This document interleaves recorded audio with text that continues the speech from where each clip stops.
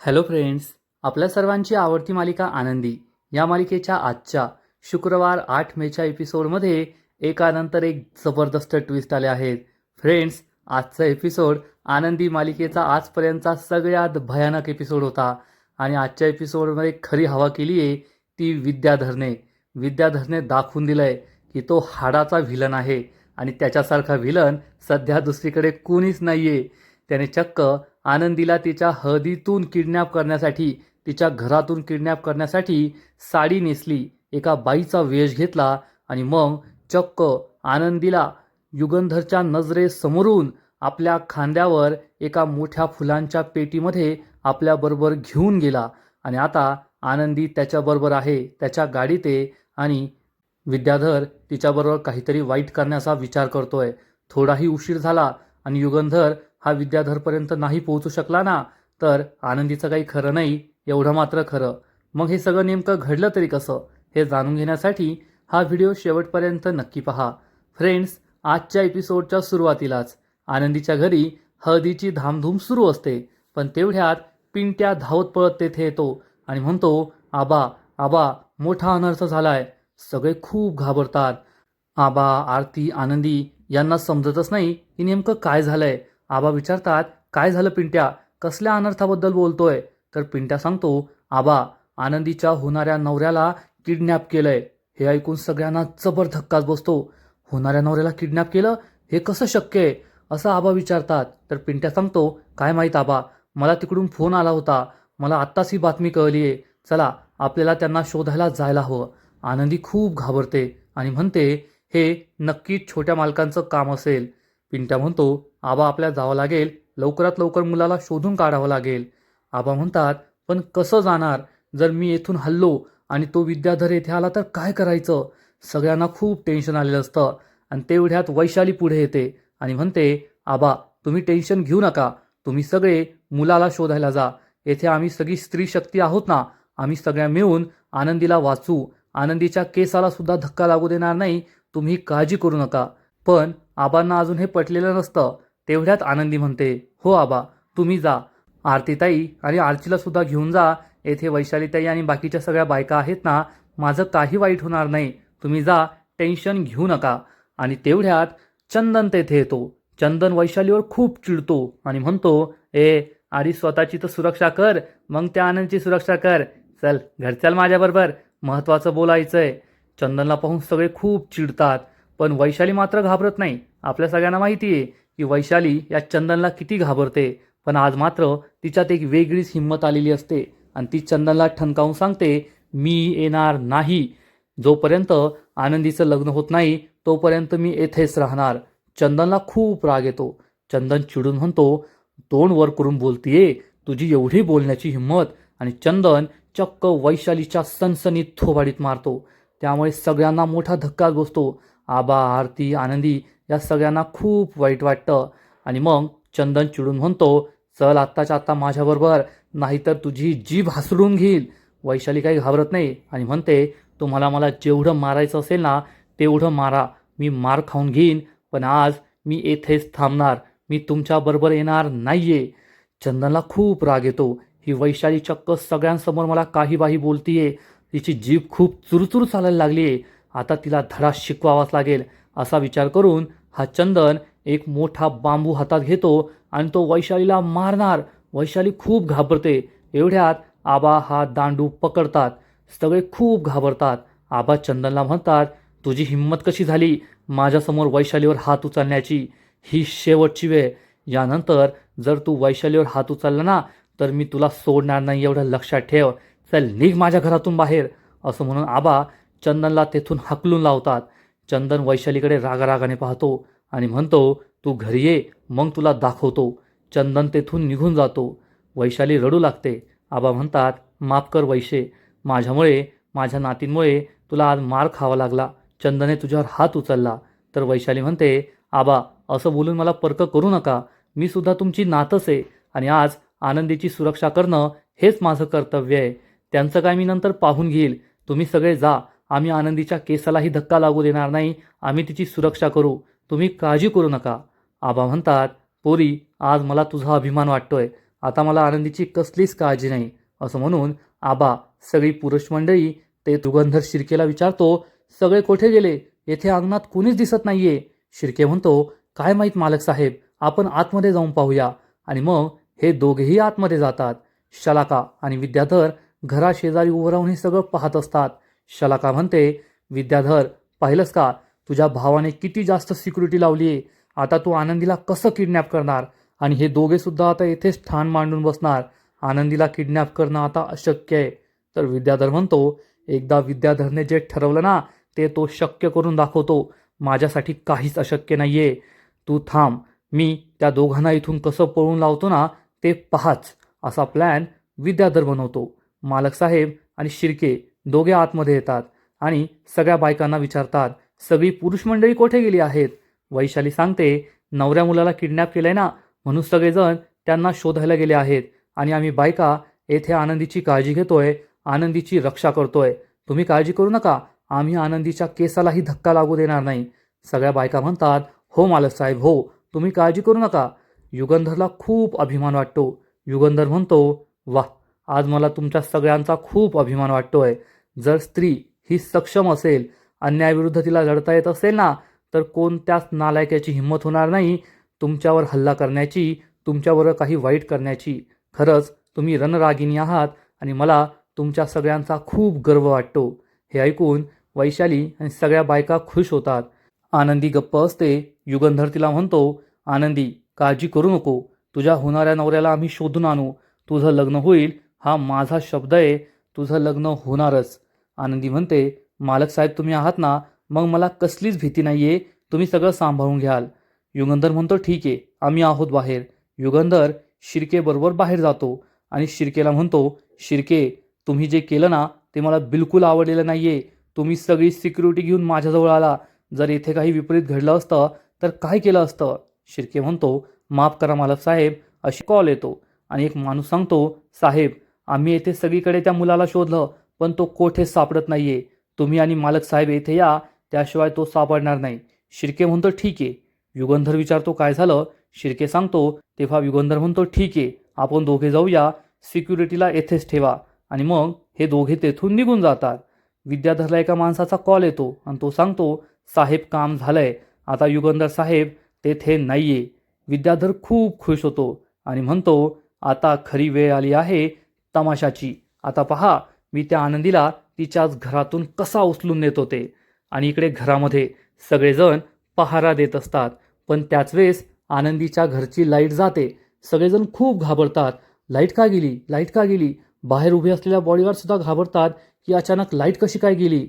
तेव्हा घरामध्ये टॉर्च नसतो, कंदील नसतो, काहीच नसतं. या सगळ्यांकडे मोबाईलसुद्धा नसतात.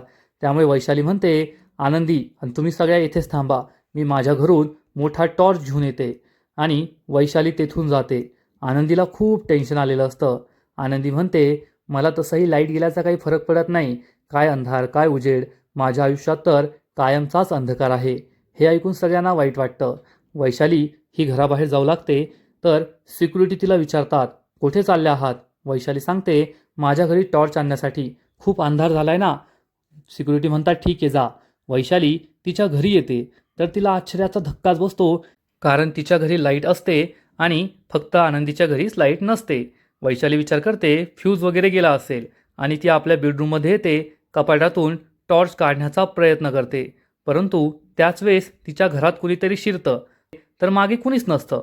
वैशालीला असं वाटतं की हा माझा भ्रम होता. आणि मग वैशाली पुन्हा एकदा कपाटात ही टॉर्च शोधते.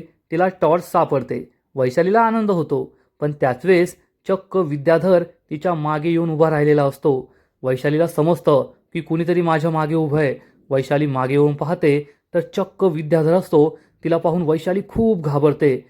विद्याधर वैशालीला पकडतो, पण वैशाली त्याला जोरात धक्का देते. विद्याधर बेडवर पडतो आणि वैशाली जाऊ लागते. पण विद्याधर तिचा हात पकडतो आणि चक्क तिला बेडवर खाली पाडतो आणि तिच्या खूप जवळ येतो. वैशालीला राग येतो. विद्याधर म्हणतो, वैशाली, तुझ्यासुद्धा तेवढीच खमक आहे का? चांगलीच खमकी आहे तू. आणि डोळ्यातसुद्धा तीच चमक आहे जी आनंदीच्या डोळ्यात आहे. हे मला विसरता येत नाही ना. त्यामुळे मी तुझ्या अंगाला हात नाही लावणार. पण एक लक्षात ठेव, तू जर माझ्या आणि आनंदीच्या मध्ये आली ना, तर मात्र मी विसरून जाईल की तू चंदनची बायको आहे आणि मग तुझ्याबरोबर जे काही होईल ना त्यासाठी तू स्वतः जबाबदार राहशील. वैशाली खूप चिडते. तरी आनंदीचं तुम्ही काहीच बिघडू शकत नाही. हे ऐकून विद्याधर खूप चिडतो आणि म्हणतो, आता मी काय तुला सोडत नाही. आणि तो चक्क वैशालीला मारहाण करू लागतो, तिचं तोंड दाबतो. इकडे युगंधर पोलिसांना भेटायला आलेला असतो आणि पोलिसांना झालेला सगळा प्रकार सांगतो की माझ्या फॅक्टरीतील आनंदी नावाच्या मुलीचं लग्न आहे. हे लग्न मी जमवलं आहे आणि नवरा मुलगा किडनॅप झाला आहे. इन्स्पेक्टर विचारतो, किती वेळ झाला असेल किडनॅप होऊन? शिर्के सांगतो, झाला असेल अर्धा पाऊण तास. इन्स्पेक्टर म्हणतो, ठीक आहे मालक साहेब, मी आत्ताच्या आत्ता शहरातून बाहेर जाणाऱ्या सगळ्या रस्त्यांवर नाकाबंदी लावतो. ती गाडी शहराच्या बाहेर जाऊ शकणार नाही. आम्ही त्या मुलाला लवकरात लवकर शोधून काढू. युगंधर सांगतो, तुमची यंत्रणा 24 तास तैनात ठेवा, पण मला तो मुलगा लग्नाच्या मुहूर्ताच्या आधी सापडायला हवाय. कारण त्या दोघांना लग्नासाठी मीच तयार केलं आहे. त्यांचं लग्न होईल हा माझा शब्द आहे आणि माझा शब्द खाली पडायला नको. इन्स्पेक्टर म्हणतो, ठीक आहे मालक साहेब, तुम्ही काळजी करू नका, आम्ही त्याला नक्की शोधून काढू. आणि मग थोड्याच वेळात सगळीकडे नाकाबंदी लागते. पोलिसांची बॅरिकेडिंग असते. प्रत्येक गाडी चेक होत असते आणि ज्या गाड्यातून नवऱ्या मुलाला पळून नेलं जात असतं त्या किडनॅपरची गाडीसुद्धा या बंदोबस्ताजवळ येऊन पोहोचते. ड्रायव्हर गाडी थांबवतो आणि म्हणतो, पुढे पोलिसांची नाकाबंदी आहे, पोलीस आपल्याला पकडतील. मग हा माणूस खाली उतरतो आणि मागे येऊन सांगतो, पुढे तर पोलिसांची नाकाबंदी आहे, त्यांनी आपल्याला पकडलं तर काय होईल? दुसरा गुंड लगेच शलाकाला कॉल करून सांगतो आणि म्हणतो, शलाका मॅडम, आता याला येथून पुढे नेणं शक्य नाहीये. येथे पोलिसांची नाकाबंदी आहे, पोलीस आम्हाला पकडतील. शलाका चिडून म्हणते, मला माहीतच होतं असं होणार आहे. तो युगंधर काही गप्प बसायचा नाही, पण तुम्ही सुद्धा पोलिसांच्या हाती लागायचं नाहीये. त्या मुलाला सुद्धा त्यांच्या हाती लागायचं नाही आणि युगंधरच्या हाती सुद्धा लागायचं नाही. काही करा, पण तेथून सुटका. या गुंडाला खूप टेन्शन येतं. तेवढ्यात त्याला दिसतं की बाजूलाच एक शेतातून जाणारा रस्ता आहे आणि तो म्हणतो, तो पहा, जाऊन सांग त्या ड्रायव्हरला गाडी वळून घे आणि त्या शेतातल्या रस्त्याने घाल. आणि मग हा पहिला गुंड पुढे येऊन बसतो आणि ड्रायव्हरला वेगळ्या दिशेने जायला सांगतो. म्हणजे पोलिसांच्या नाकाबंदीमध्ये ही गाडी काही अडकत नाही. आणि इकडे आनंदीच्या घरी एक बाई डोक्यावर पदर घेऊन आतमध्ये जात असते. तेव्हा सिक्युरिटीवाले तिला थांबवतात आणि विचारतात, ए कोठे चाललीस आणि डोक्यावर हा पदर का घेतलाय? तरी बाई म्हणते, विद्याधर, विद्याधर. हे सिक्युरिटीवाले विचारतात, कोठे? ही बाई सांगते, तिकडे तिकडे. आणि मग सगळेच्या सगळे सिक्युरिटीवाले तिकडे पळत जातात आणि ही बाई घरामध्ये घुसते.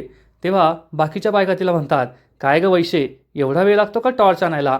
किती वेळची वाट पाहतोय आम्ही? आणि मग त्याच वेळेस ही बाई आपल्या डोक्यावरचा पदर बाजूला करते तर सगळ्यांच्या पायाखालची जमीनच सरकते. कारण ही बाई दुसरी तिसरी कुणी नसून चक्क विद्याधर असतो. साडी नेसून डोक्याला भली मोठी टिकली लावून डोक्यावर पदर घेऊन तेथे विद्याधर आलेला असतो. सगळ्या बायका जोर जोरात ओरडतात, आ आ. म्हणजे एवढ्या वेळ ज्या बायका आणाभाका घेत होत्या की आम्ही त्या विद्याधरला आनंदीला हात सुद्धा लावू देणार नाही, विद्याधर एकटा आहे, या बायका 10-15 आहे, केव्हाच त्याला हाणून मारून काढतील. पण या सगळ्या बायका घाबरतात. विद्याधरचा अवतारच असा काही डेंजर असतो ना की खरंच तो भूतच दिसत असतो. विद्याधर ही बॅटरीची लाईट स्वतःच्या चेहऱ्यावर आणतो आणि एखाद्या राक्षसासारखा जोर जोरात हसू लागतो. आनंदी खूप घाबरते. विद्याधर म्हणतो, आनंदी, आलोय मी तुझ्यासाठी. आनंदीला समजतच नाही की विद्याधर येथे कसा पोहोचला. आणि मग विद्याधर हा जोर जोरात ओठांवरून बोट फिरवतो. युगंधरला जबर धक्काच बसतो. युगंधर आतमध्ये येऊन पाहतो तर तोपर्यंत लाईट आलेली असते आणि या सगळ्या बायका तेथे उभ्या असतात. आनंदी असते आणि आता विद्याधर जे काही करणार आहे ना ते पाहून तुमच्या अंगावर सुद्धा शहारे येतील एवढं मात्र नक्की. विद्याधर चक्क ही फुलांची पेटी आनंदी सहित उचलतो, खांद्यावर घेतो आणि आनंदीला घराबाहेर घेऊन जातो. फ्रेंड्स, हा सीन खरंच खूप खतरनाक आहे. साडी नेसलेला विद्याधर, त्याचा तो अवतार आणि तो चक्क खांद्यावर एका मोठ्या पेटीमध्ये आनंदीला बाहेर घेऊन जातो, आनंदीला किडनॅप करतो. आणि इकडे सगळेजण हे नवऱ्या मुलाचा शोध घेत असतात. पण तेवढ्यात पिंट्याला कॉल येतो आणि त्याला जे काही ऐकू येतं ना त्यामुळे त्याच्या पायाखालची जमीनच सरकते. इकडे युगंधर आणि शिर्के हे विद्याधरच्या गाडीचा पाठलाग करत असतात. ते विद्याधरची गाडी ओव्हरटेक करून थांबवतात आणि ड्रायव्हर बाहेर येतो. युगंधर विचारतो, विद्याधर कोठे? तर हा ड्रायव्हर सांगतो, नाही साहेब, मला नाही माहीत ते साहेब कोठे आहेत. युगंधर खूप चिडतो, त्याच्यावर हात उचलतो. तर हा ड्रायव्हर हात जोडून म्हणतो, साहेब मारू नका, माझी यात काहीच चूक नाहीये. मला विद्याधर साहेबांनी सांगितलं होतं की जर युगंधरची गाडी मागे आली तर गाडी पळवायची, त्यांच्या हाती लागायचं नाही, म्हणून मी हे सगळं केलं. माफ करा साहेब. युगंधरला समजतं की हा सगळा विद्याधरचा प्लॅन होता आणि आता तो काही या गाडीत नाहीये. आता त्याला कसं पकडायचं हाच प्रश्न इथेच संपतो. फ्रेंड्स, आनंदी या मालिकेचा आजचा एपिसोड खरंच खूप भयानक होता, खूप डेंजरस होता. विद्याधर हा तर डेंजरस व्हिलन आहे, पण आज आनंदीला किडनॅप करण्यासाठी त्याने जे जे काही केलं, त्याची ती साडी, त्याचा तो अवतार, त्याचं ते आरडणं ओरडणं आणि आनंदीला चक्क फुलांच्या पेटीत खांद्यावर उचलून घेऊन जाणं, तो खरंच डेंजरस व्हिलन आहे, यात शंका नाही. त्याचा हा अवतार पाहून तुमच्या अंगावर सुद्धा नक्कीच शहारे आले असतील आणि लहान मुलं तर नक्कीच घाबरतील. आजचा एपिसोड तर भारी होता, पण या मालिकेचा पुढील एपिसोड येणार आहे. मग नेमकं घडणार तरी काय? तर पुढील एपिसोडमध्ये आपण पाहू, युगंधरला समजणार की या सगळ्या प्रकरणामागे नक्कीच शलाका आहे आणि शलाका त्या विद्याधरची मदत करतीये. तर इकडे आपला विद्याधर आनंदीला चक्क एका गाडीत घेऊन जात असेल आणि आनंदी या फुलांच्या पेटीमध्येच असणार, ती बेशुद्ध असणार. विद्याधर खूप खुश असेल की आनंदी, मला आता तुझ्याबरोबर जे करायचं होतं ना, ते मी नक्कीच करणार.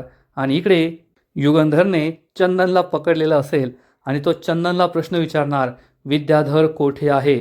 चंदन म्हणेल, मला नाही माहीत. युगंधर त्याला पुन्हा एकदा विचारणार, विद्याधर कोठे आहे? चंदन म्हणेल, नाही माहीत सांगितलं ना. आणि मग युगंधर चक्क एक मोठा विळा हातात घेणार आणि म्हणेल, तू असा नाही ऐकायचा, तुझी मान कापावीच लागेल. आणि युगंधर या चंदनवर जोरात आघात करणार, त्याची मानच तोडणार. इतक्यात चंदन घाबरून सांगेल, सांगतो सांगतो सांगतो. त्यामुळे युगंधर त्याचा हात थांबवेल. मग आता विद्याधरचा पत्ता युगंधरला समजणार, पण त्यानंतर आनंदीच्या लग्नाचं काय होईल हे पाहायला मजा येणार आहे. तर फ्रेंड्स, तुम्हाला सुद्धा आनंदी ही मालिका आवडते का? नक्कीच कमेंट करून सांगा. आणि या मालिकेचे असेच नवीन नवीन एपिसोड, नवीन नवीन अपडेट सर्वात आधी पाहण्यासाठी व्हिडिओला लाईक करा, शेअर करा, चॅनलला सबस्क्राईब करून बेल आयकॉनवर क्लिक करा, म्हणजे या मालिकेचे नवीन नवीन एपिसोड तुम्हाला सर्वात आधी पाहायला मिळतील. खूप खूप खूप धन्यवाद.